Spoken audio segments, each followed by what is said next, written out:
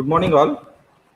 Myself, Girish, and on behalf of my colleague Satyanarayana KB, will heartily welcome all the participants across South India and dignitaries connected via live to this online webinar on 5G and beyond. 5G technology is a breakthrough. The next generation of telecom networks, or fifth generation, or in short, we call it 5G,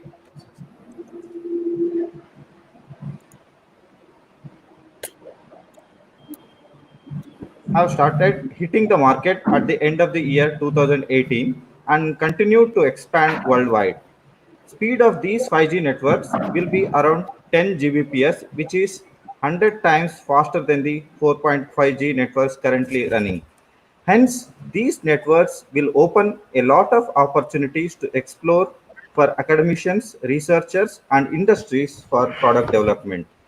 This webinar intends to explore the 5G technology, its working, and opportunities in 5G networks.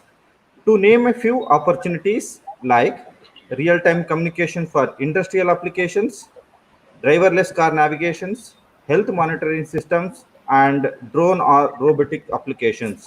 So along with this, there are n number of applications, okay, we can explore using 5G, take advantage of 5G networks. With this brief introduction, now I welcome today's speaker, Dr. Kiran M., Assistant Professor in IT Department at NITK Suratkal for this webinar. Welcome you, sir. Thank you, Girish. We have with us today our beloved Principal, sir, Dr. H.R. Mahadeva Swami, to this online webinar. Welcome you, sir. Thank you. Now I would like to welcome our HOD, Dr. Sanjeev Kunte, sir, for the webinar. Most important, on behalf of JNNCE and NES, I welcome all the participants for showing interest in this webinar. So as of now, around more than 150 already joined. So we are waiting for others to join in YouTube live. Now, I request my colleague, Mr. Satyanarayana KB, to introduce today's speaker, Dr. Kiran M. Sir.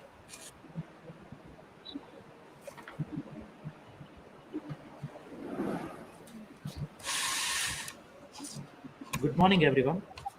It's my immense pleasure to introduce today's speaker, Dr. Kiran Yasser. Dr. Kiran Yam has received his BE degree uh, under Information Science and Engineering Department in 2003 and MTech degree in Networking and Internet Engineering in 2006 under VTU Technological University. He received his doctoral degree in 2014 from Department of Information Technology, NITK Suratkal, Mangalore, India. He is awarded with Rajiv Gandhi National Scholarship Fellowship for pursuing his doctoral research. Currently, he is working as an assistant professor in Department of Information Technology, NITK, Suratkal, Mangalore, India. He has 14 years of teaching experience and research experience. He has contributed to the literature through many international conferences, journals, publications under IEEE, IET, and Springer publishers. He has published a research-oriented textbook named Quality of Service Aware Routing Protocol under leading publisher CRC Press, Taylor, and Francis Group in 2016. He is writing another book called Advances in Deep Learning for Machine Medical Image Analysis, a Practical Approach, which is about to be published in 2021 by Taylor and Francis Group. He is the technical expert for the he is the technical expert committee for smart city projects called e-library and centralized command center in two districts, Shimoga and Mangalore of Karnataka state. He is also the technical committee member of RACS, Regional Academic Center for Space, sponsored by ISRO in NITK. His research interest includes blockchain technology, 5G and beyond, soft computing, and swarm intelligence. I really welcome Kiran sir for this webinar, sir. Thank you, Satyanarayana.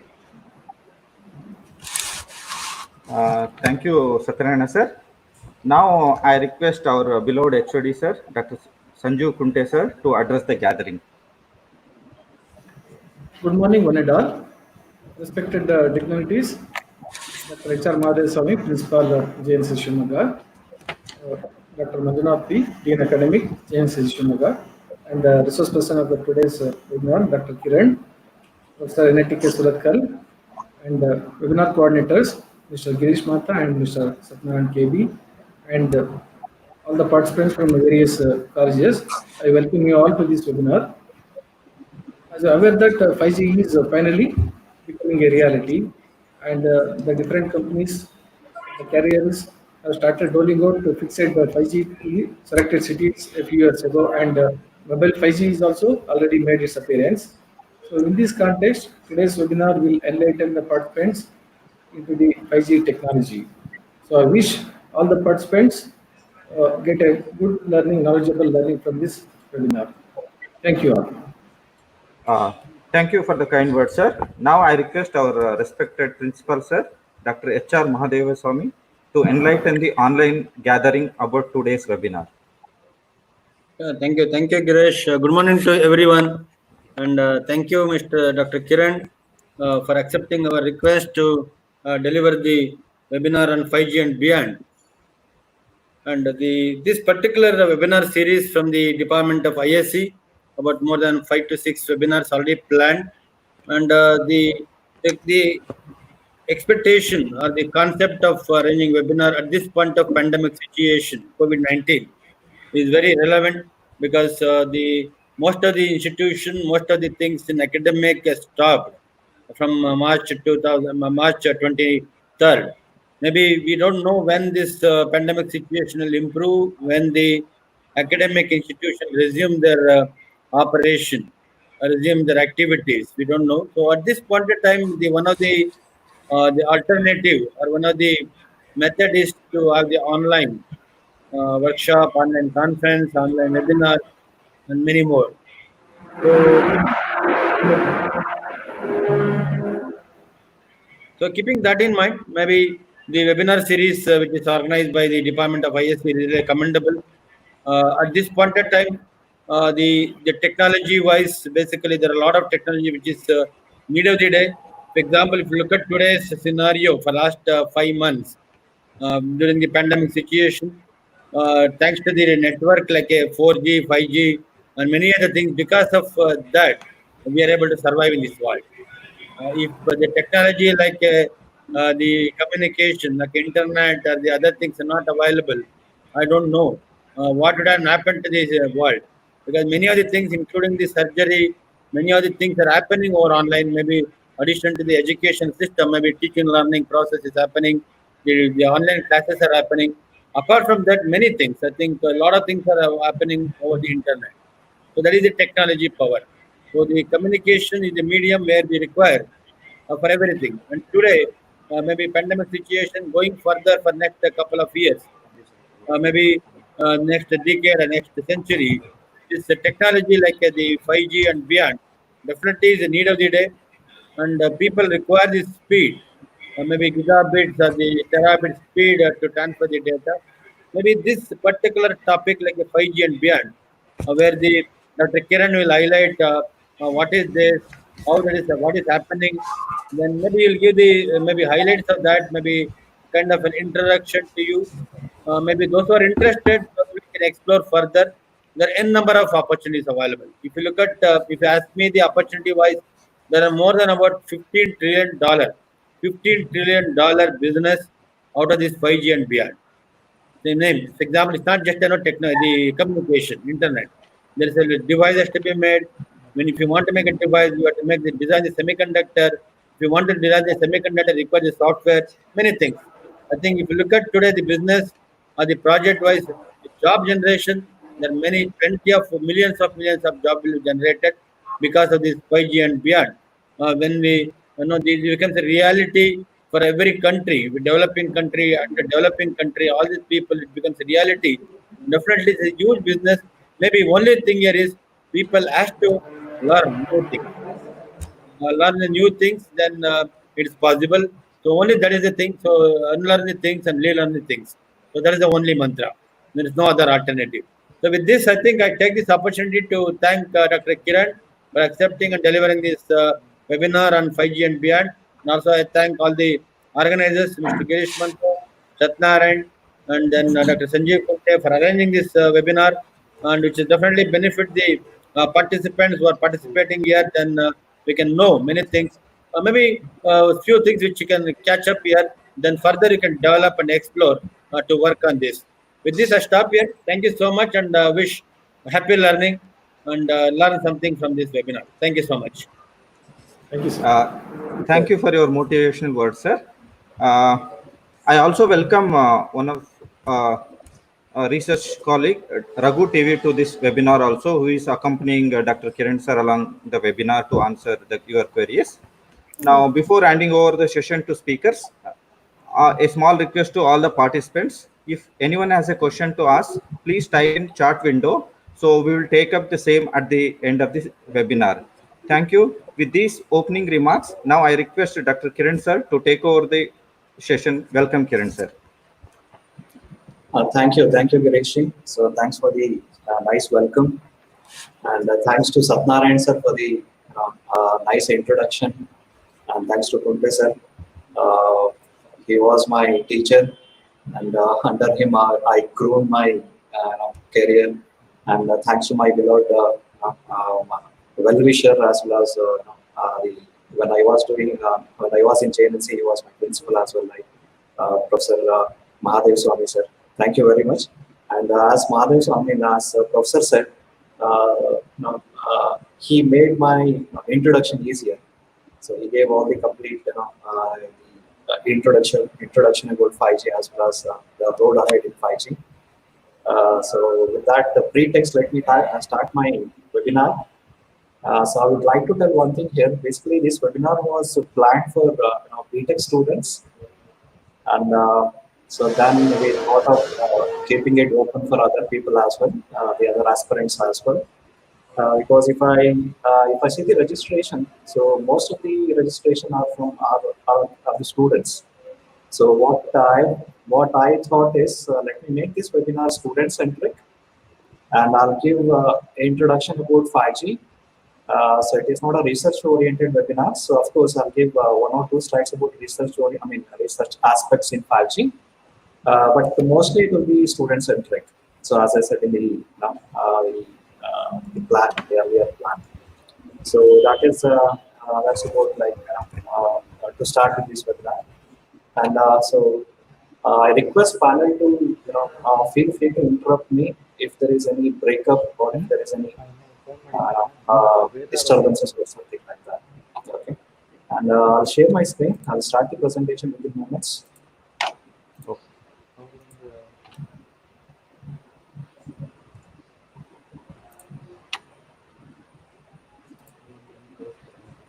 Shall I start the presentation, the panel members?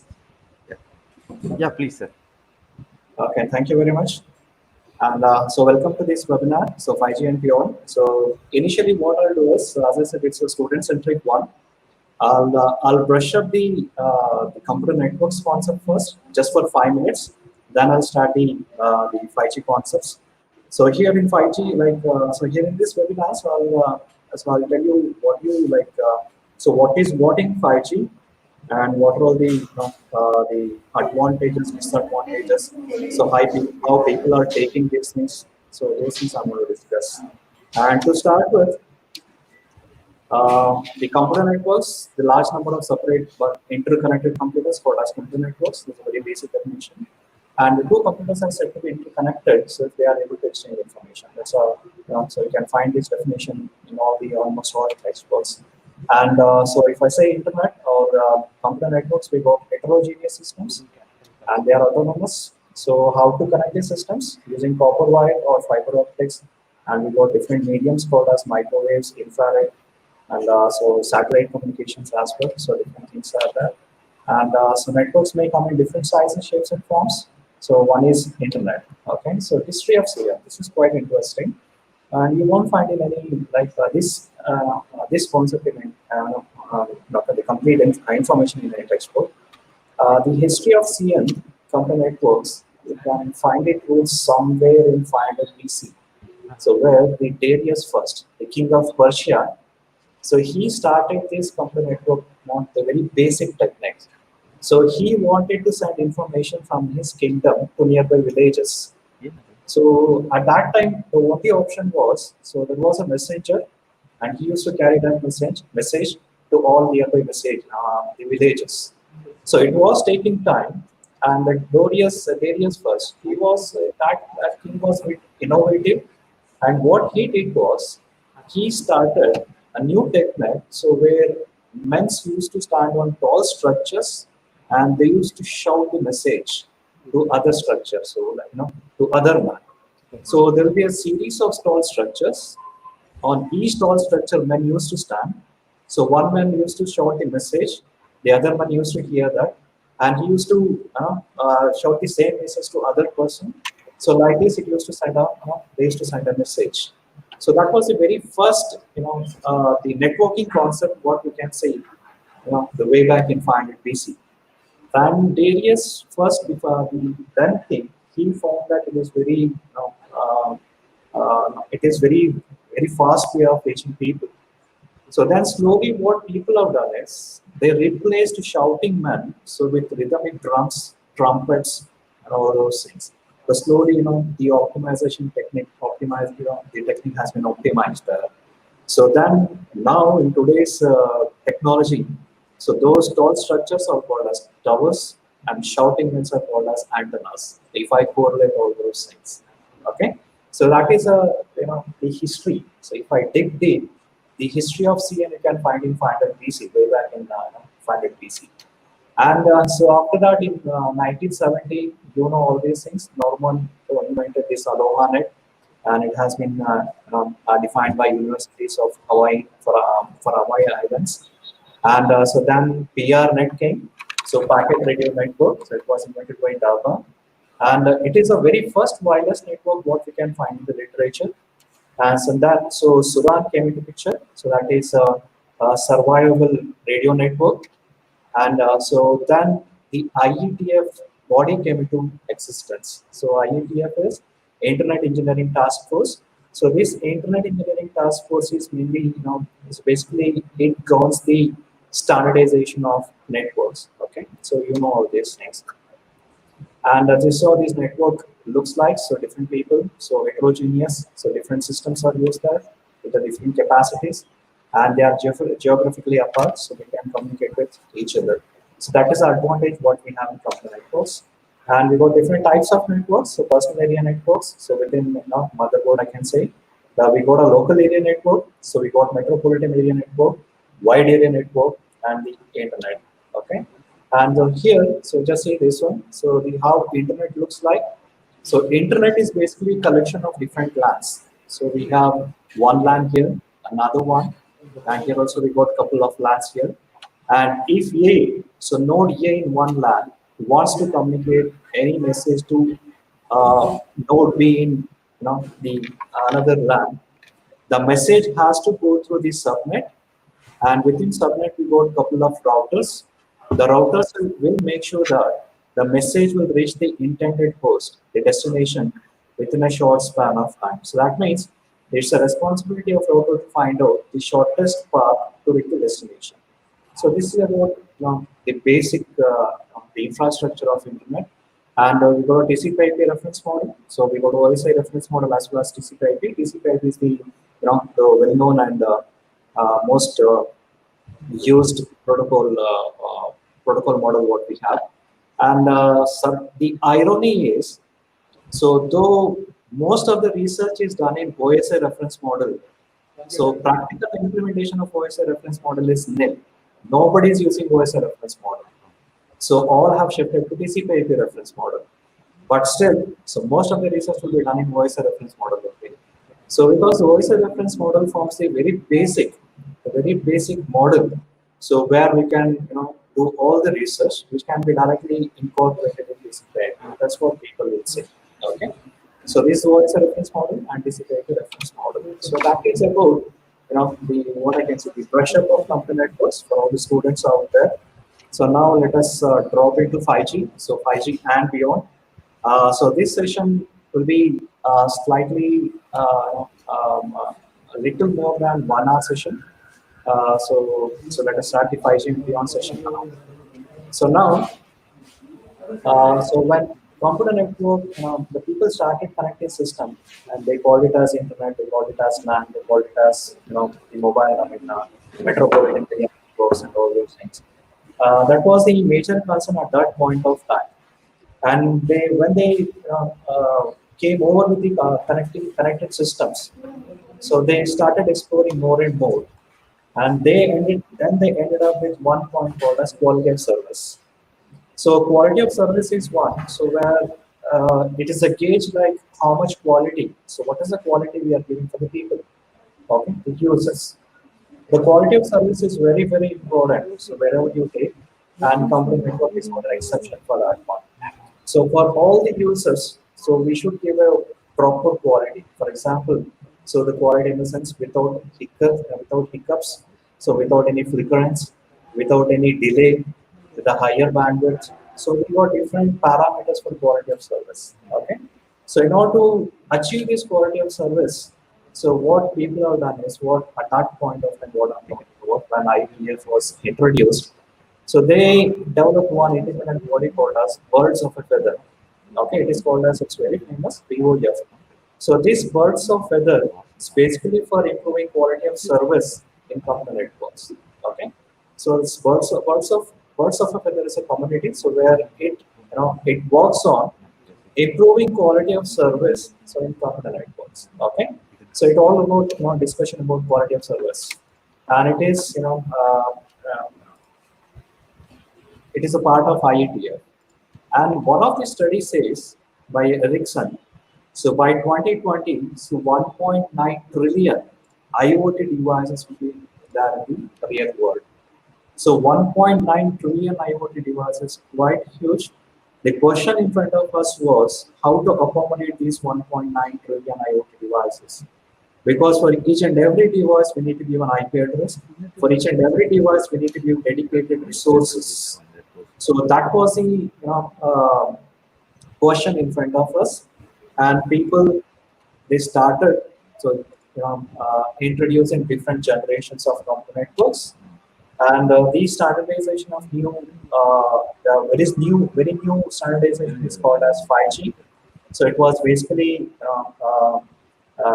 here in literature what we can say is in 2015 by ITUR, International Telecommunication Unit Radio, so World Radio Communication Conference, they introduced this 5G. They what's that standardized this 5G.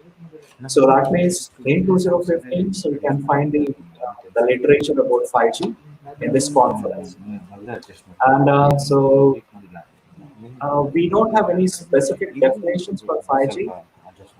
And so whatever the generation we have after 4G, so we call it as 5G. And so 4G LTE we have the latest one. LTE stands for long-term evolution. So after 4G LTE we got 5G. So this is the basic introduction about 5G. So how this 5G evolved and why. So why? Because people wanted quality of service, a better quality of service, and which will be gone by who's going to ground that one? So birds of a feather. Okay. So that's about introduction. And so we can see that for every 10 years, a technology drift is there. So you can see that way back in 1980, so first G communication came into picture, which was basically analog. And so one mobile technology called as NMT was supporting it. Then after 10 years, in 1990, 2G came into picture. And it was the very first digital communication what people have seen that one. For example, we got GSM, we got CDMA, and exactly after 10 years we got 3G, and that is by IMT 2000 standards, International Mobile Telecommunication Standard. So we call it as IMT 2000 framework. Okay, so IMT 2000 framework, it's a standards defined by ITUR.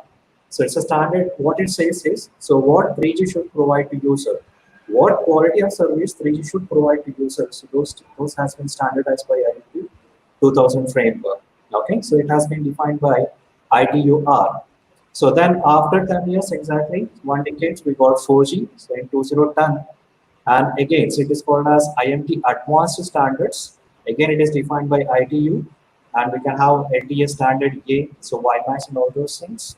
And after 1 decade, so 5G came into picture, 2020, and the 3GPP. So IMT 2020 is called as IMT 2020 framework. Okay, so it's still people are working on this one. So hopefully by 2021, so it will be practical. So what I mean to say here is, so gradually this generation evolved. So from analog to digital.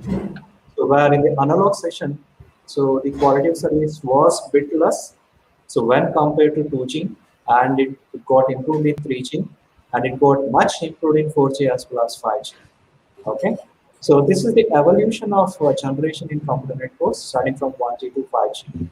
Okay, so we ended up with 2020 in 2025G.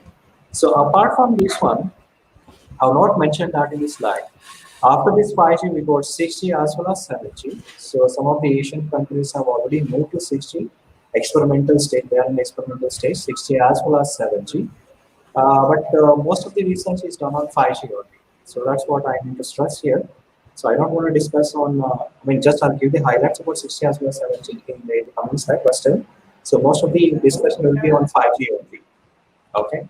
And next, so if I say 1G, so like I gave a introduction about 1G, 2G up to 5G. So naturally, question comes: so what if, like, is there any in between generations? And the answer is yes. So between 1G, 2G, and 2G, 3G, so there are some in between generations. So you can see that. So in 2G, so before releasing 3G, the third generation computer networks, so there was 2.5G as well as 2.7G, 75G. So these are all not stabilized generation computer network generations, but they were like what I can say, it's a pilot one. So pilot generations. So 2G, they started with 2G, so they slightly optimized it. So they released 2.5G, a pilot version. So then slightly again they optimized it. They called it as 2.75G. So then they came up with 3G. Again in 3G, so between 3G to 4G, there are different generations. You can see this. So in between 3G to 4G, we had 3.5G, 3.75G, and almost nearer to 4G, so 3.9G as well as 3.95G. So these are the generations what we can find in between 3G and 4G. And after 4G, so we got 4G slash 4.5G and 4.5G slash 4.9G and followed by 5G. So why I'm stressing all these things means, so you should know like how these generations got evolved. So all of a sudden people did not invented 3G from 2G. There were some intermediate generations, so which was released for just to check the integrity of it. Okay, just to check the quality of service what it provides, those things, just to check the generation. So then they introduce these generations. Okay, so like this. So we got in between, so different generations, and so we got LTE. So that is 4G, what we say, and that comes before 5G, and from 2009 to 2020, and in 2020 we got 5G. So before this, introducing this 5G, we got different releases of LTE. Okay, long-term evolution. So release 8 and 9 in 2009, and it is called as LTE-A. LTE-A in the sense advanced. So that was released in release 10 as well as 11, and LTE-B we have, then LTE-C we have. So release 14 and 15, and release 12 and 13, and then 5G came into picture. So in between, in this decade, you see this one, 2009 to 2020. So there were many releases. There were many releases of LTE. So gradually, so this 5G evolved. So slowly, so just by optimizing the parameters wise, so this 5G came into picture. Okay, so that's about the generations. And coming to 4G and 5G differences, the very first difference what we can see is, In 5G, so we can see 1,000 times higher mobile data volumes. So that means the total mobile data what we can have will be 1,000 times more than 4G. So that is one point. So another point is the number of connected devices as well as user support is 10 to 100 times more than 4G. Okay, you can imagine how many devices you can connect in 5G. The 4G itself is now you can find huge number of devices, but if you go 5G, you can imagine now it surpasses 4G. Like so, we have enough number of the place, enough place for accommodating all those devices, 10 to 100 times. Okay, so the user support as well. And so next point is, so coming to speed, data rate, so 10 to 100 times faster. So the peak data rate, what one can observe in 5G is 10 Gbps with a minimum of 1 Gbps. Whereas if you go for 4G, so that I'm going to explain in the coming slide. So we shall see the difference in terms of data rate. And so coming to latency, so it will be 5 times lesser. So when compared to 4G, so that means it will be lesser than 1 millisecond for real-time applications. Okay, so that means, for example, if you are booking any online ticket or if you are doing any online applications, so you should experience less than 1 millisecond. Okay, so then, so one more thing that we can observe here is the mobility. So if you go for 5G, so you can have a mobility up to, so the example says that if you're traveling in a 500 kilometer per hour vehicle, so then also you should be able to download the videos without any hiccups.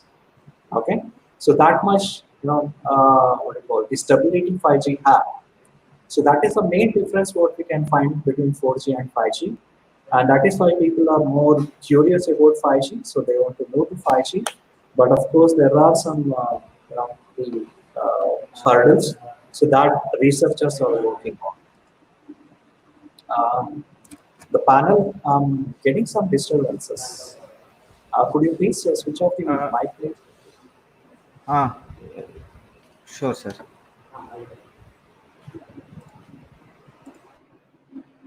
Thank you very much. Um, So that's what. So if you are traveling in 500 kilometers per hour, so you should be able to download the data without any hiccups. So that is the beauty of 5G. So coming to, as I said, let us see the data, the spectrum. The spectrum. So 4G uses at the max 6 gigahertz. So whereas 5G uses 20 gigahertz to 300 gigahertz. So this is quite enough space what we have in the spectrum wise. So one more thing I would like to highlight here. So if we use 5G, so because of this higher frequency, it bounces back. Okay, it won't penetrate; it bounces back. So that means, for example, if you take FM, so in all metropolitan cities, you can find the FM radios that works in megahertz. That's a low frequency. If the signals has got low frequency, always it can penetrate. Okay, even if you stand in the corner of the room or in the corner of the building, so still you can hear this FM because it works on low frequency. It can penetrate. It can penetrate through walls, through trees, or any object. So that is the advantage of FM. But if you take 5G, as I said, so it works on higher frequency, as you can see here in the second point. It works in 20 gigahertz to 300 gigahertz. It's quite higher frequency. So because we got a higher frequency, so it won't penetrate. It echoes back. So that means this frequency it will hit the wall. It echoes back.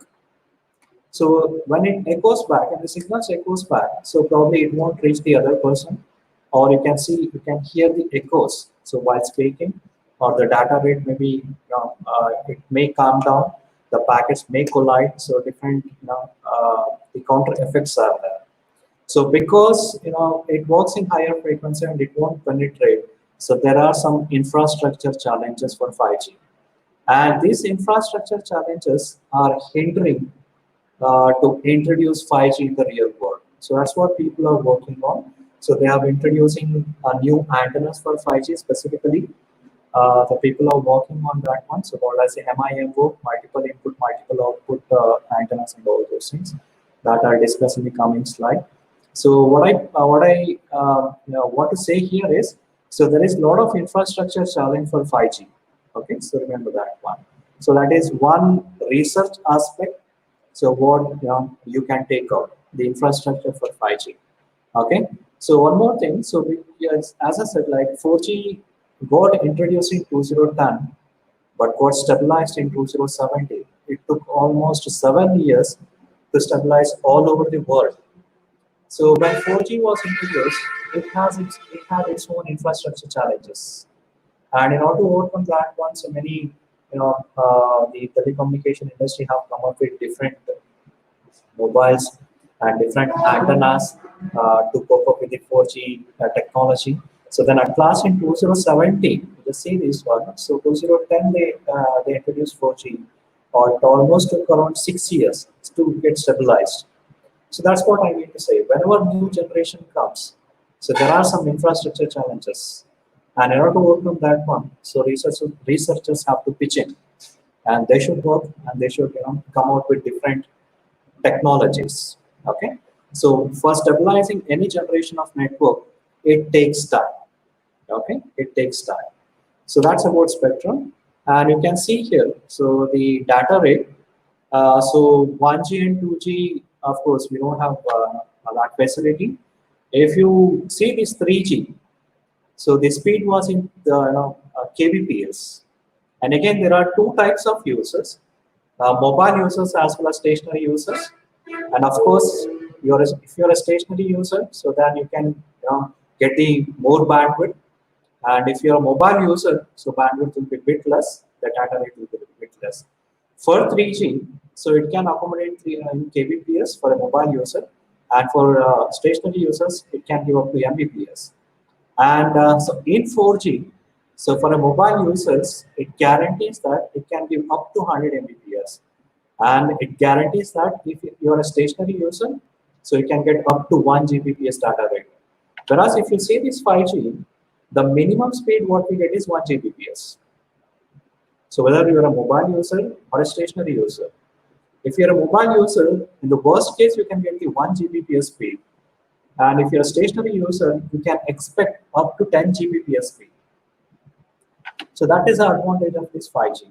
Okay, that's the advantage of next generation technology what we have. So hope I'm clear with this one. So 3G started with kbps, and now we are ending up with gbps. Okay, so kbps to mbps, mbps to gbps, and dropping 6G and 7G. So this gbps will be converted to tbps probably. Okay, so let us see all those. Let us hope for the best. And coming to 4G and 5G architectural differences, you just see this one. So this is the basic 4G architecture what we have. So where we got one antenna, and we got mobile devices here. We got 3 mobile devices, and these 3 mobile devices are directly connected to this antenna. So this is a cell what we have. Okay, in 4G, the 4G scenario. And you can ask me a question why this is in hexagonal shape, the students. The reason why it is hexagonal is so it can span more area, so without giving any unattended areas. If you go for square, or if you go for round shape, probably you'll be left with some areas so where signals will not reach. So that is why we are going for hexagonal shape. And so all these mobiles are directly connected to this antenna. This is a 4G scenario. Now just see this one on the right hand side. So the same cell, we got multiple networks. Just see this one. So this is a home network what we have. So in this home, we got different IoT devices as well as nodes. And these devices are connected to its small antennas, a small antenna over here. So this is called as femtocell. So now coming to here, so just imagine that. So this cell, okay, this is a small cell what we have. This small cell is a shopping mall, say.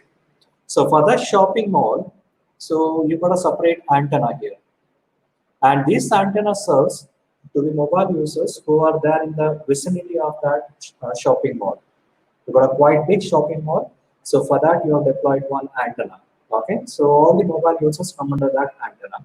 So this shopping mall is slightly bigger than the home in geographical space, I mean to say, and that is why this cell is called as picocell. And also, you just see this one. So we got a dense small cells. So this scenario I can correlate with the university campus. So this cell belongs to one hostel, this cell belongs to one department, for example, ISA department.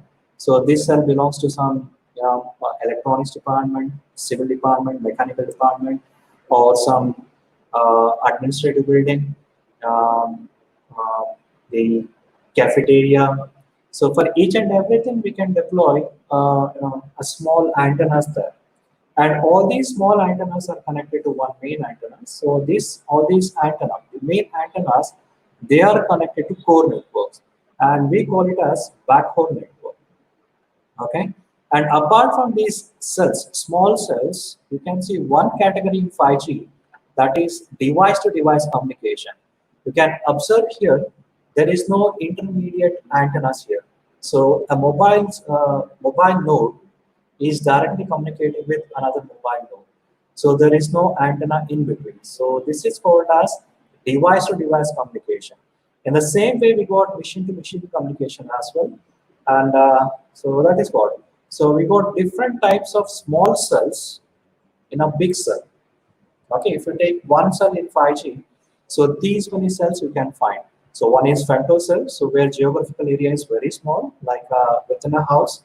We can slightly go for a bigger picocell, so where the geographical area is quite bit larger, and so you can have a dense small cell cluster. So it's a cluster of different small cells, overlapping small cells, and all the antennas can be connected to one bigger antenna with a higher frequency, and then that can be connected to the core networks. We got D2D communication and all those things.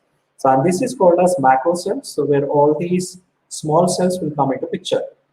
And for these reasons, because we have multiple cells in this, now multiple networks within this cell. Just see this one. This is one network. This is another network, and we got a cluster of networks over here, and we got a very small network over here. And because of multiple networks, what one can find in the cell, it is called as heterogeneous networks. We call it as head nets. Okay, the heterogeneous networks. The meaning of heterogeneous network means within a cell we can find out multiple small networks which are heterogeneous. So that is why it is called as heterogeneous network. So this gives a clear picture of 5G. So we can find different cells for the different purpose, but all are connected to single backhaul network. Okay, so this is about 4G and 5G architectural difference. And coming to 5G architecture, so we have moved from base station centric to user centric as well as small cell centric. So let me explain this one. So here we got a cell concept. So in each and every cell we got an antenna, and these antennas are connected to backhaul network. Okay, so we call it as message switching center, MSCs we say. So this is a base station centric. These are called as base station. So now, so in 5G, from this base station centric architecture, which we can find in 4G, so we move to user centric approach. A user centric approach is one which is much, I can correlate this technique with mobile ad hoc networks. So an ad hoc network. So where without antennas, so mobiles can communicate. Just see this one. A dotted line indicates that so mobiles can communicate among themselves. So without the antennas. So whereas one of the mobile is communicating with the antenna directly. So where the line is solid. So that means we can have a combination of mobile to antenna communication as well as so mobile to mobile communication. For example, supposing that this mobile wants to communicate with the I can say a base station or some other node, so which is not in the vicinity of this antenna. So then, and of course, this mobile is not directly reachable to this antenna. So what it will do is it will request this node to communicate the message to this base station. Okay. So like this it goes. This is user centric. So that means we are giving liberty to user itself, okay, directly. The another thing is, so we can have a small cell architecture in 5G. So where within a big cell, so we can have multiple small cells. As I said in the previous slides, it's a heterogeneous network. So we can have a small network here. For each network, we can find some small antennas. And these antennas or base stations are directly connected to main base stations. So where the frequency is quite good. And these antennas are very high frequency, short range antennas, short range, very short range antennas. Okay, so that's why it covers very small area. Okay, so that like this. So this is the 5G architecture what we have. So we have seen the difference between 4G and 5G architecture and the 5G architecture options. Okay, so either we can go for user centric one or we can go for small cell architecture. Okay, so now, so let us see. So what are all the 10 key enabling technologies of 5G? And if in future 5G comes into real world, so we can have wireless software defined networking. So we call it as SDN, so wireless SDN. And we got NFV, so virtual function network function virtualization, the virtualization basically. So we are making the user feel that so he got complete bandwidth and he'll be given utmost preference. And so that's what. So we should keep the user in the virtual world. So that's what it will do, NFV. And as I said, device to device communication, ultra densification, so radio access technologies, it is called as RATS. And so 5G is also called as new radio technology, 5G NR, new radio. Okay, and we got a big data as well as mobile cloud computing. So of course, the latest cutting edge technologies. We got a green communications. We got massive MIMO, so multiple input, multiple output communication, and we got a YM wave, millimeter wave, as well as terahertz band. So that is basically for beyond 5G. And of course, we cannot neglect this one because next generation will be see IoTs. Okay, so all the sensors will be connected, and for those connected devices, we need to give enough bandwidth. So 5G can be the ultimate option for us. So these are all the the options what we have, or else I can say the technologies which can make use of 5G or which enables 5G in fact. So that's also I can say. Okay, and so let us see one by one. Just I'll give the glimpse of these technologies. The very first one is wireless software-defined networking, so WSDN. The basic principle of this WSDN is separation of control as well as data planes. So here, so the control plane and data plane concept, so we can see much in 5G. So whereas in 4G as well as before 4G, so we had only one plane, so where data as well as control information used to flow. So these control as well as data planes are also called as infrastructure layer as well as user planes. Okay. So if I say infrastructure layer or control plane, we can imagine what kind of data will flow in that plane. So that means only control packets.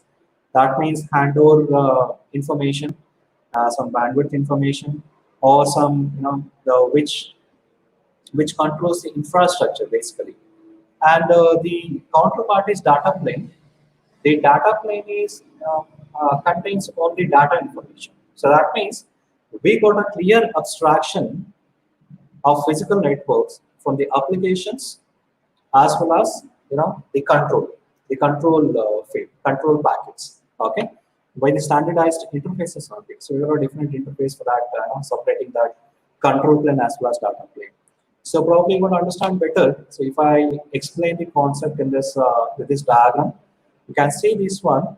So this is okay. So this is the 5G scenario what we have. So we got a macro cell, and we got a user plane here, and we got a control plane as well. So here the I can say user plane and control plane as the channels I can say. So different channels on which data packets can be reached to base station. You just see this one. So this is the control plane what we have. The control plane, it actually communicates with the main base station. Okay, so that means data related to this, this mobile as well as this base station will be communicated to this base station, main base station using control plane. Whereas the data plane, you just see this one. So data are communicated to, from this mobile node to this mobile node using data plane here itself. So these data information will not reach the base station. Okay, the main base station I need to say. Okay, so this data information will be roaming around here itself, the small cell itself, whereas the control information will be sent back to this base station. So why? Because, so supposing that, so I said there are very small cells. If there are very small cells, the probability of a user moving out of small cell and entering to some foreign cell is very high. So that means you can find very frequent handovers in 5G, very frequent handovers, because the cells are very very small there. Okay, so I need to say here the one of the implementation, the test network what people have done is, so I think in Japan, I'm not sure. So they have tested 5G. So where they deployed 5G antennas for every 200 meters. Okay, so can you imagine? So every 200 meters, one base station, one tower. Whereas in the 4G, you can compare. If you deploy one tower, it covers kilometers together. Whereas in 5G, so within 200 meters, so one base station. So that is the infrastructure challenge what we have. For example, if you take a street, so for each and every electric pole, so probably we need to deploy one antennas for the very good experience. So that is a very small cell what we have. Okay. So if you have a small cell, the control plane, in the control plane we got only control data, and the user plane we got a user data. So this bifurcation helps so that data is separated from the control data. So that means data packets are separated from control packets. The control packets moves in one channel, and the data packets moves in another channel. So whereas in the previous generation, there was a single channel, and that channel used to, that was shared by control data packets as well as control packets as well as data packets. So that's the difference what we can find in this 5G. Okay, so that's about user plane and control plane, and many research is going on this, this topic, the efficient handover techniques in 5G. People are working on this one. So if you are interested, please take up this point, take up this the research field and contribute to the literature. Okay. So next, so the next topic what we have is the massive MIMO. So multiple input, so multiple output antennas. So the basic idea behind the massive MIMO is putting multiple antennas on one antenna. Okay, so that means, so in a base station, so we are putting multiple antennas to accommodate the request, to accommodate all the users. Okay, so the advantage of going for massive MIMO is it increases capacity, and also it increases throughput. Okay, and so it uses spatial multiplexing as well as so time division duplexing as well. Okay, so let us see this diagram. Let us see this one. This is a base station what we have, and on this base station you can see that so multiple small antennas are there. So we got a racks of antennas. Okay, so these antennas so will give the more flexibility for the user. Okay, so he can join to any antennas. So like this, we just see this one. Here also we got multiple, the racks of antennas. Here also we got multiple racks of antennas. So now you can imagine the how much the quality of service. So these antennas can provide to multiple users. The users always have a chance. Okay, so they can join to any antennas. So where the bandwidth is more, so which gives much, the quality of service. So that is the advantage of this massive MIMO. So research is going on MIMO, the really like so how antenna can be designed and how frequency can be maintained, The most important thing here is interferences. So because we got multiple antennas there, you can see they are very closely, deployed. So how to avoid that interferences? Those point is also, you can look into. And a very important one is millimeter wave. So we call it as wave. So whenever we say 5G, we say that is wave. Wave is one of the method to implement 5G. So let me tell you, there are hundreds of ways to use the spectrum available and make the efficient usage of the spectrum and all those things. Millimeter wave is one of the things, and it's a very short range, high frequency network. So that means the small cell, what I showed in the previous example. So let's say this one, the very small cell, say this one. So very short range, but very high frequency. Okay, because it has got a very high frequency, so it cannot propagate further. So because it cannot propagate further, so we have kept the cell itself as a very small. Okay, so we don't have relay nodes. Okay, so we can, of course, we can put relay nodes for reaching out the further nodes. Uh, okay, so the millimeter wave, so it's a very short range, high frequency network, and it works on 24 gigahertz to 100 gigahertz speed. And so because we got a very high frequency this one, so we got a very high faster data transfer, as well as the distance will be covered a bit less. So because we got a very high frequency, just see this diagram. So how mmWave can be incorporated. So we got a base station here. So we got 3 base stations here. So whereas at the border of this cell, we have deployed the antennas, okay, small antennas, so that it can reach out the other people there. Okay, so these are all very small range, high frequency antennas. It covers very small area here. So just like that, it covers very small area here. So just like this one. So this is basically to cover the border, people. So the users who are just near the border. Okay. So that means you just see this one. So the border we are strengthening. Okay, with a small cell, with a small antennas, and within the cell, anyhow, we got a base station over here. So which is of high frequency. So within this within the cell, the users can take help of this base station. Whereas, so the users who are just near the border, so they can make use of these antennas. So this is the advantage of mmWave. So next, what we have is standalone mmWave small cell network, where we can have a grid of antennas, small cell. So it might look like this. Just say this one. So without the cell architecture, so we can have a grid of the antennas, small cell networks. So this grid of small cell networks probably it could be you can find in the application of smart cities.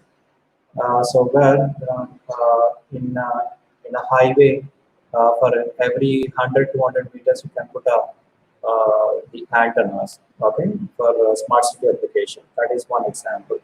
So that is about the mmWave. And the next thing is the beam forming. Okay, beam forming is one, so where the wireless signals will be directed towards, okay, so one user device or user equipment. Okay, so as I mentioned here, the wireless signals are sent towards a specific receiving device. It is not broadcasting like 4G, so it is directional signal sending. Signal will not spread out. It's a conical one. So directly you are pointing to user device and you're sending signal in a direction of the user only. Okay, so you're not spreading that signal other in the other direction. So that is the advantage what we have. The faster data transfer is one the takeout from the beamforming. So let us see how this beamforming works. Just see this one. So we have directional antennas. Whereas omnidirectional antennas, it covers complete area. You can see that in the blue circle. Whereas directional antennas, you just see this one. So you got an antenna, arrow mark here. Okay, so these antennas, so signals are moving towards this mobile. You can see that. So this blue signal, a blue area is not there here. So that is the directional antennas what we have. Okay, so that's also one research aspect what we can work on. And the next thing is ultra densification. So there are two ways to achieve this densification. So one is spatial densification. So another one is spectral densification. The spatial densification is nothing but putting more and more devices in a cell. So just like head nets, heterogeneous networks. So as I showed in the previous slide, so in a single cell, so you'll be having multiple small networks. Okay, so multiple small networks, and each and every network will be governed by an antenna. Okay, and these antennas will be connected to the backbone network. Okay, so that's a spatial densification. So next we have a spectral densification. So where the frequency will come into picture. Okay, so where available frequency we are using to the maximum extent. So that's a spectral densification. So this is spectral sharing and coordinating licensed as well as licensed unlicensed spectrum. Okay, so we got two types of spectrums, licensed as well as unlicensed. So we can use unlicensed spectrum as well in the spectral densification. So why we are going for spectral densification means just to accommodate more and more users. So one of the objective of 5G is to accommodate more and more users and to give more and more the bandwidth to the user. So that is achieved using spectral sharing as well as coordinating licensed as well as unlicensed spectrum. So here, so you can see the IoT applications in 5G. So we have a smart home here. As I said in the shown in the previous slide, we got a smart city here. We got a smart vehicles. As I said, the driverless cars. So that will be in the near future. You can see those cars in the on the roads. And so in Indian scenario, I'm talking about. And smart healthcare. Yeah, we got smart grids. We got smart farming and smart logistics and industries. Of course, now even today also we got a lot of IoT equipped industries. So all these we got a satellite here, and that's what. So we got multiple what do you call it? Multiple usage of this IoT. So this IoT can be strengthened by this 5G. Okay, so 5G in IoT, these things.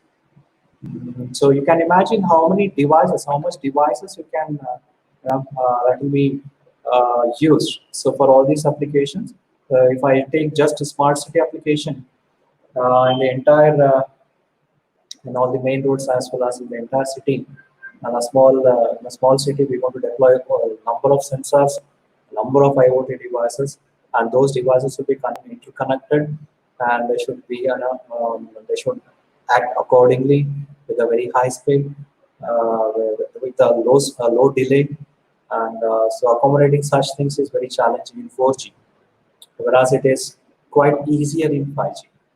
So only hiccup is the infrastructure part. Okay. So now, so this is the important part. The applications. The applications of 5G can go like this. So we can do an operation in ambulance itself, which is real time, low latency application. For example, nowadays what happens is, so whenever a person is met with an accident, so he'll be taken all the way from that place to the health provider place in an ambulance. Sometimes it will be a bit closer, and sometimes it will be a bit farther. And so anything, so that if it is bit farther, so if a patient is bit critical, so then it's a problematic one. So if you got a 5G, so what you can do is you can equip ambulance. You can equip ambulance in such a way that the robots can perform the operation in ambulance itself.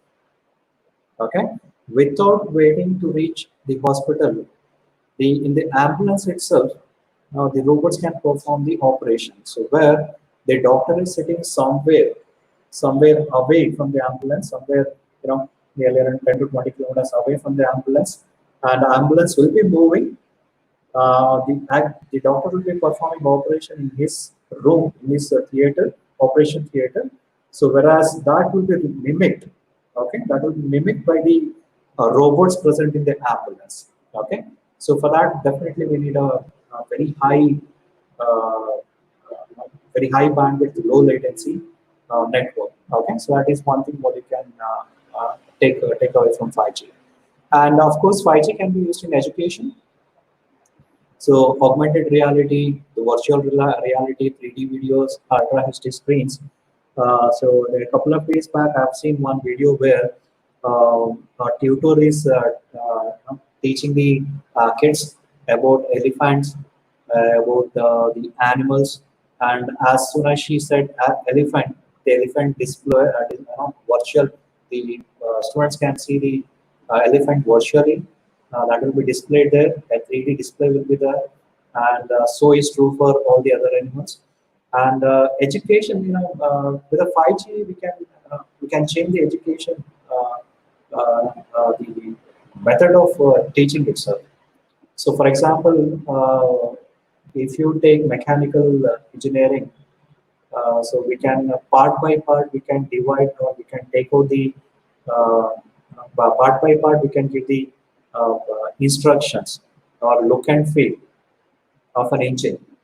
Okay, so using augmented reality, virtual reality. Okay, and so driverless cars, as I said, in the transportation, and you can do a meeting while moving in a high-speed train at about 500 kilometers per hour. So that is possible in 5G. And of course, smart home as well as smart cities. That's the next thing what we expect. And so in agricultural applications. So for example, Professor Girishji told that, so there will be a drone application where so drones are controlled by farmers sitting somewhere in his home, and actually drones will be putting pesticides acres together. Then human intervention is not at all there. That will be completely controlled by the drones using 5G networks. And healthcare is the next application of 5G. So where with a very low delay, uh, as I gave the example of ambulance operation in ambulance, a doctor is sitting somewhere geographically away from the patient place. You can perform the operation from there itself. Okay? And swarm of drones and robots. So this will be used in natural calamities. And if something goes wrong, so and all the network goes down, so these swarm of drones as well as robots can come into picture, and they can be handy. And those drones and robots can be controlled using high-speed networks such as 5G. Apart from these things, we can also see multiple applications in other socio-economic clusters. So now, so coming to 5G simulation, so most of you will be having, if I want to do a research or if I want to do some implementation in 5G, so what could be the best tool? The very best tool so far, so what people have seen is NS3, Network Simulator 3. And basically we got a patch called as Wave patch, and you need to install that one. And so it's quite easy. NS3 is very, very easy. It's just like writing a C++ program. Of course, now for a computer science student, computer science as well as information science student, C++ should not be of any problem. It's just like writing another C++ program. Whereas NS2 is a different requirement. Okay, so because of that requirements, so they have come up with NS3, where even a layman can work on NS3. Okay, so that is a simulation tools what we have in NS3. And so coming to practical implementation, this year, you know that Olympic has been cancelled because of the current situation. So Japan thought of introducing 5G in the Tokyo Olympic, but so things went out of hand. and you know that one. And many test networks have been done. So especially one thing I would like to mention in Sweden, I guess. So they did a test network, 5G test network. They established a 5G test network, and they checked the speed, the bandwidth available, delay, and all those things. And so later they came to know that some birds died because of, we are not sure whether this is because of 5G or what. So there is an argument that the birds died because of 5G test networks. So there is a question mark that whether 5G, if we introduce 5G, whether it harms the lives. So if you ask me, it should not be. It should not happen. It is my view. It should not happen. Okay. So that's a practical implementation what we have. And so that's all from my side. So that's all about 5G. So thank you very much. So you can reach me out on these two mail IDs, Kiran Manjappa at nitk.edu.in, Kiran Manjappa or kiranmanjappa at gmail.com. And I'll be happy to reach you out and give the answers in my capacity. And so once again, thank you. I would like to thank JNC for giving me the opportunity to come out of that COVID thing and deliver beautiful lecture 5G on it. It's my favorite thing to you people. So if any questions are there, so I would like to answer it. Over to the panel, please. Yes, sir. I have a couple of questions. Yeah, please.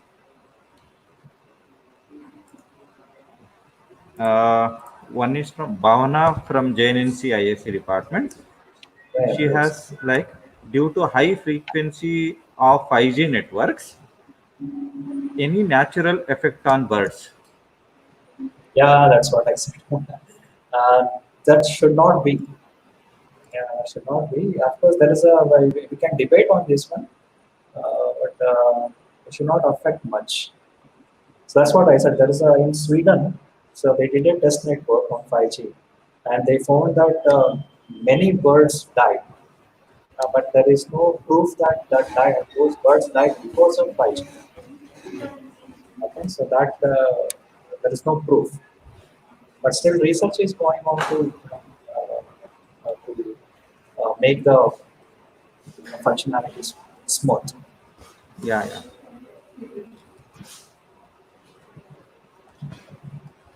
Thank you, sir. I had one question. What are the major uh, upgrade bottlenecks to implement 5G networks? The very first thing is infrastructure. So because so we need new antennas and the small cells we need.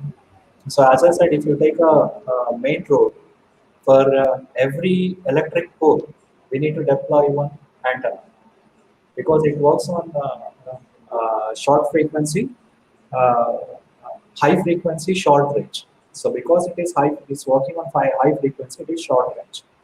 So that for that reason, so the infrastructure is a very great hiccup for practical implementation of 5G. So apart from that one, the devices what we have that also should support 5G. So that is another hurdle what we have. So we can see that in the yesterday's news, Geo is coming up with 5G mobile in 2021. That is what slowly people are moving towards the infrastructure requirement of 5G. So as I said in one of the slides, 4G was introduced in 2010. It got stabilized in 2017 all over the world. It took all over 6 years, Yes. to stabilize 4G. So that's an infrastructure requirement what we have. So of course, slowly people will overcome that infrastructure point of view, the problem.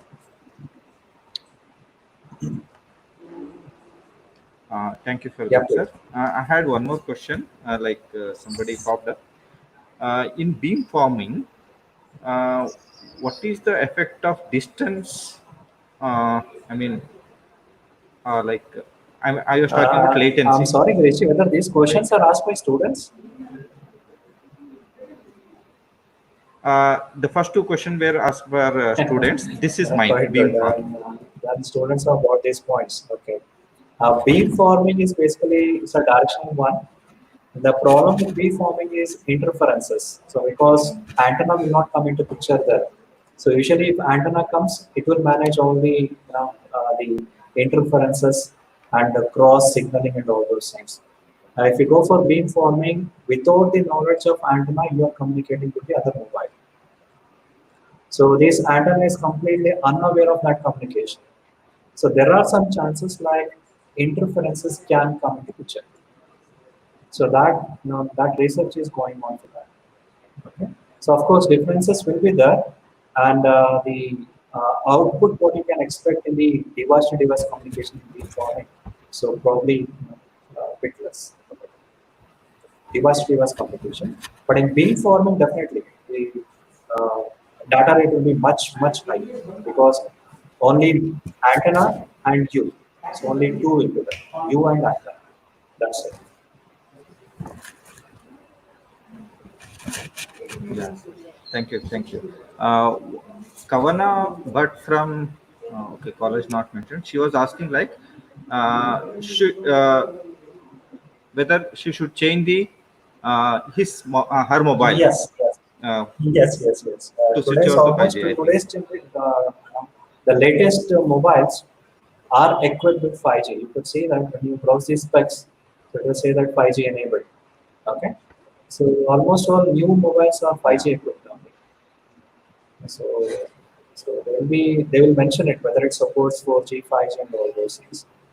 And just check your specs, mobile specs. And if it won't support 5G, so probably I'm sorry you have to buy a new mobile. Okay. Thank you, sir. There is one more. Uh, like, what is the speed capacity of 5G technology in GBs? You had mentioned in the slide, but Yeah, somebody was okay. asking. No problem. The minimum what you can expect is 1 Gbps. The maximum is 10 Gbps. So that minimum is when you are moving. So when you are moving in train, when you are moving in vehicle. So that's what I said. You can do a meeting using 5G in a train which is moving in 500 kilometers per hour speed. So that's the advantage what we have. So minimum is 1G, the maximum is 10G. Thank you, sir. Like previously, I had asked about the birds from Bhavana has asked. She had a follow up. Like due to high frequency, that is 200 to 300, 20 to 300 megahertz, uh, Yes. it will affect the birds and human beings like headache and so on. She was Okay, so thank you for your information. whether it will be like Sandesh Hegde, one more just popped up. He's asking like 5G network is harmful to animals. I So mean, that like is what human beings. we can debate on this one. And Yeah. one category of the people they say that it is harmful, whereas the other people says that it is not that much harmful. They won't say that it is harmful. They'll say that it is not that much harmful. That's what you can see that when in and around we cannot see that sparrows. So what we used to see when decades back when 4G was introduced, you can see that you can see the effect. But so you have to sacrifice one thing for to get the other. Yeah, sir. But I won't. I'm not openly saying that it is harmful. It is still a debating concept. Yeah, sir. Yeah, I got it. Uh, I'll just check, sir, if any other. Whether, okay, Hema Kavi from college, I don't know. Like, she's asking whether it causes any cancerous effect on human beings. So far, such examples are not there. Okay. So we have not seen such examples. It should not be. I feel it should not be. Yeah. Thank you, sir. Mr. Shashank GS had a question like you had already answered in the previous. Like, can we transmit data from fast-moving vehicles like planes in real time? Planes, Uh, this is the new word. Plane. So there is a research going on in what planes can we exchange information among the planes. So 5G is the best thing. People are working on that. People are working. Okay, so you can expect the information exchange between the war planes. Only between war planes. That's it. It's not to the ground station. So that means in plane itself you need to deploy a small antenna, very small antenna. Yeah, thank you, sir. Thank you. Anvita HS from JNNC, she had a question like, can we use this 5G internet without using data roaming? Sure. The meaning I don't know. The question is 5G without using data roaming. It all depends on service providers. If they are happy, they will provide roaming free facility to you, and so that is what it all depends on service providers. Okay. Yasir Wani has a question. Like, when will the actual implementation of 5G starts in India? So in India, they're expecting by 2021. Research is going on, Okay. but still, I doubt. I doubt actually. Okay, so the infrastructure. See, actually, what happens is we cannot deploy 5G all over the the places. For example, we can deploy the 5G only for the universities, for example. Okay, only for JNC, I can deploy 5G concept. Only for specific areas. For example, only for the campus, only for shopping mall. Such in such places we can deploy the 5G. For example, the Tokyo Olympic. That's what I said in the slide. Tokyo Olympic is a very crowd-pulling event. You can imagine how many people will come there to attend Olympic games. So there probably 4G will fall short of all its the features. So only for that event we can deploy 5G. Okay, only for that place. So deploying 5G all over the place throughout the city, so it will take some time. Whereas deploying 5G only for small place, okay, only for for example, only for your campus, that's possible.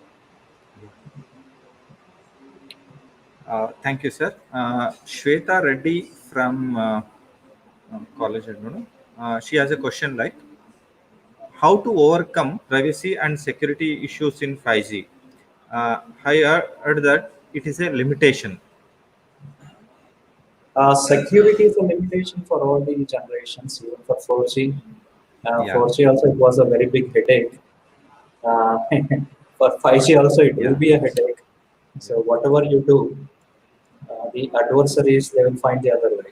Even if you say it is 100% secure, so when many people claim that, okay, so internet applications are 100% secure. For example, blockchain, they said it is 100% secure, but still some people hacked it. Some people they hacked it and they could able to, divert money to their accounts and all those things. So security. So if you ask me how much it is secure, it is very subjective actually. I'm sorry. It is secure. I can say it is very much secure. Okay.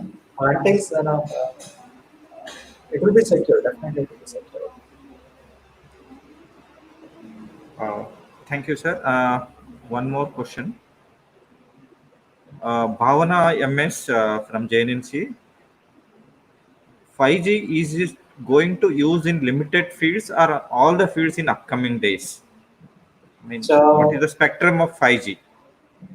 uh, the spectrum is 30, 20 gigahertz to almost 300 gigahertz.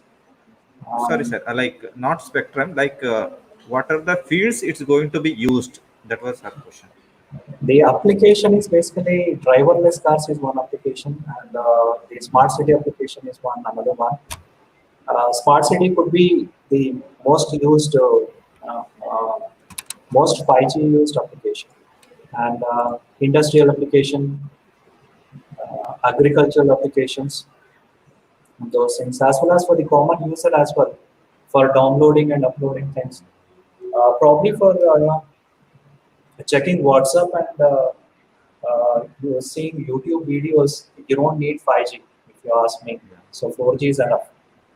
So only for critical applications such as the smart city application, where you need to monitor the traffic, you need to find out a guy who is running with a vehicle, you need to find out the number plate, you need to run the number plate. For such applications, probably 5G is the best thing. Yeah, sir. Got it. Just for any other questions? Sir, that's it, sir. So many students are messaging like it was a wonderful session and very informative, and many questions have been answered. Okay. Uh, Thank, thank you, thank you. In fact, I'm happy. So many questions have come up from students. So that means they yeah, are eager. And yeah, definitely, sir. it's a message for the faculties of IC department to conduct more and more such webinars. Yeah, definitely. As and when they need, we are ready to organize any such kind of webinars. Okay. Yeah, that's Uh, a message what we got from those questions. yes, sir. Uh, sir, that's it. I think so. Yes, sir. So,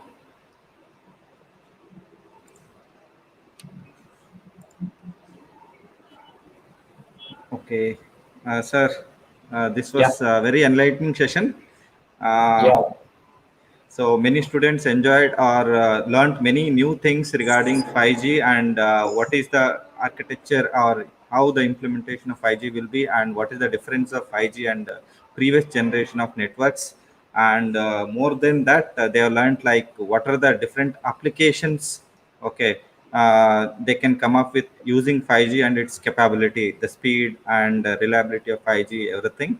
So on behalf of all the participants and JNNC, NES, and principal and our HOD, Dr. Sanjeev Kunte sir.